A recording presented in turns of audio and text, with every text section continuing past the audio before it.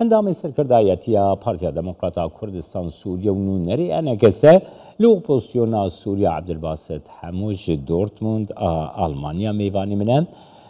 سلااو و ڕێز بۆ دەکەکەی عەبدولباست کەک عەبدولباست گرنگیە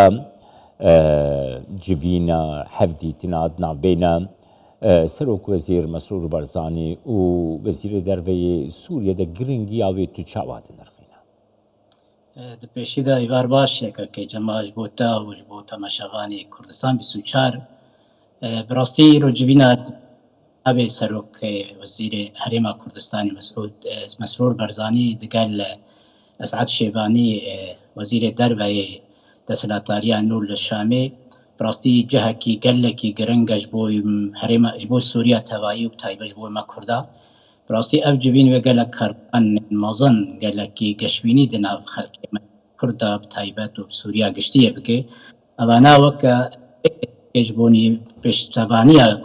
چارەسەریە سووری و پشتەوانیە مافێ گەلێک کورد بڕاستیە بێ جەهەکی شەهنازیەکێ خورد وێ ji bo me teva û taybet jî evane yanî weke gotî nîşana xêrê û pêşerojeke baş ji bo Kurdê Sûriyê. Kekê Abdulbasit Nuha Şeybanî du peyamên gelek giring dan di civîna li gel Serokwezîr Mesrûr Barzanî de. Yek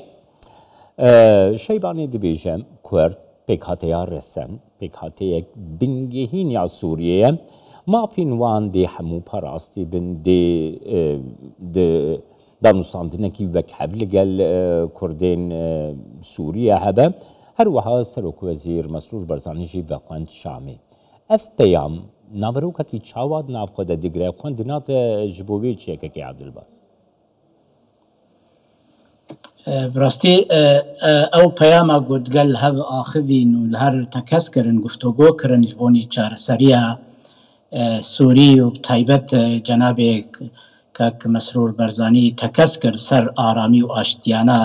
سووریایە و هەرێمێ و تەمان هەمان دامێدەژی تەکەس کرد سەر گەرانتیە مافێگەلێ کورد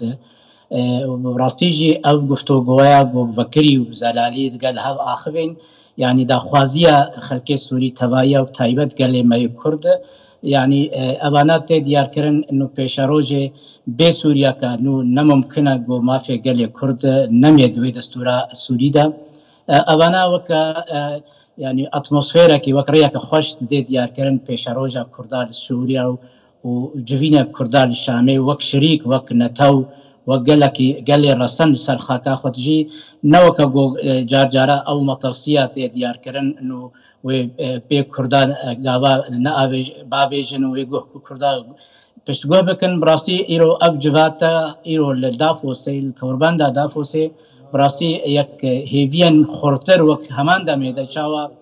cenabê Serok Mesûd Berzanî pêşwazî û civîn li gel mezlûm Ebdê kir bo aramî yek rêziya mala Kurdî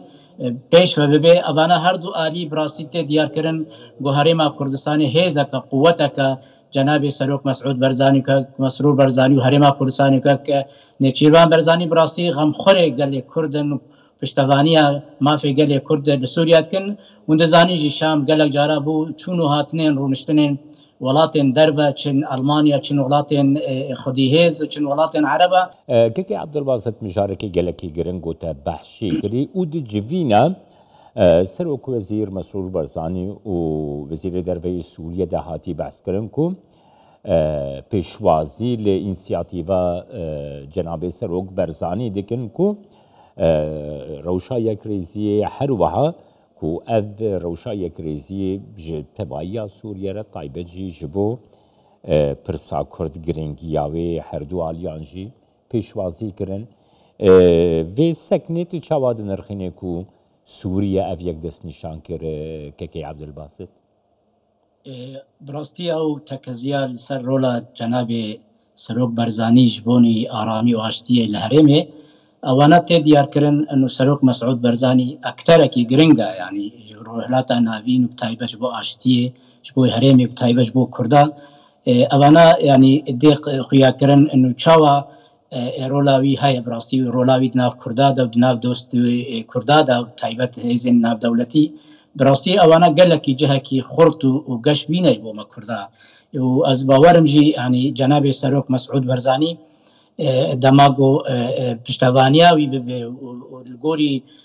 دخوازیا دلیوی از باورم گلی کرد کردستان سوری فرصت که دیروکی اج دست ویدا گو کارب مافی خو گارانتور بکه نقشه سوریانو دستور سوریانو گو مافی گلی کرد به جسپاندن و تکسکرن گو بهتری و ریوکش خباتا گلی کرد سرانسری هر چهار پارچه کردستانی بتایبت بو هریما کردستان هیز و قوت بتایبت بو کردستان بایا با کرجی و ریا اشتی روج ریا دموکراتی و مافی گلی کرد با کرجی بکه جبرگو ام دزاننجی دم شر رو تی راوستاندن به شر و به سلوگان عاطفی براستی گلی کرد دوی قناغ جغرافیا گرنگ ده نممکنه گو کاری بگه مافی خوا جبربه که بدبلوماسیت و بحکمت جناب سروک مسعود برزانی گو وقت تجربه کردستان عراقی گو ام سود بگرن گو ام کاربن دوست و هواری خوا پیکاتین سوری بتوایی به هورا وقت هیز و قوت خورا ببینن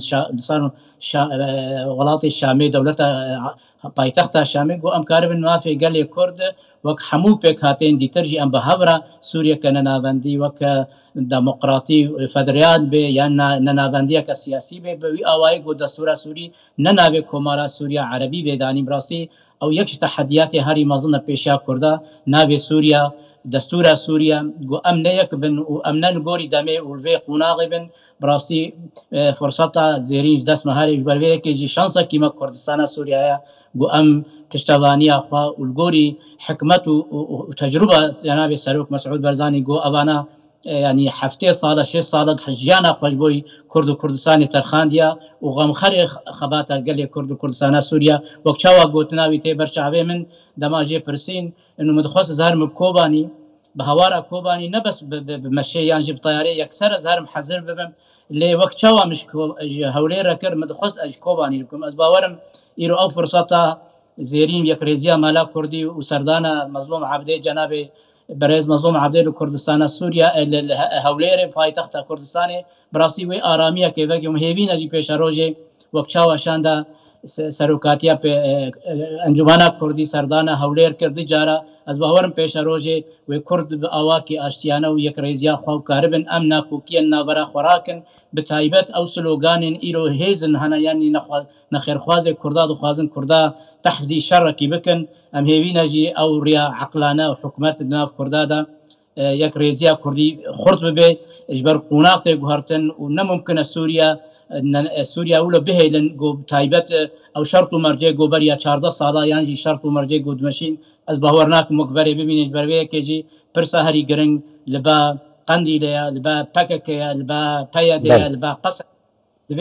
دوی قناغا گرنگ جدس خونه باجن وک انجمنا کردی و گلی کرد براسی حمو دوی هست نتوی فکر نتوی بیرامه بینا مثلا حزباتیه یعنی مثلا هیزکیه براسی اوانا شرط و مرجع شر خرابیش بو کرداتین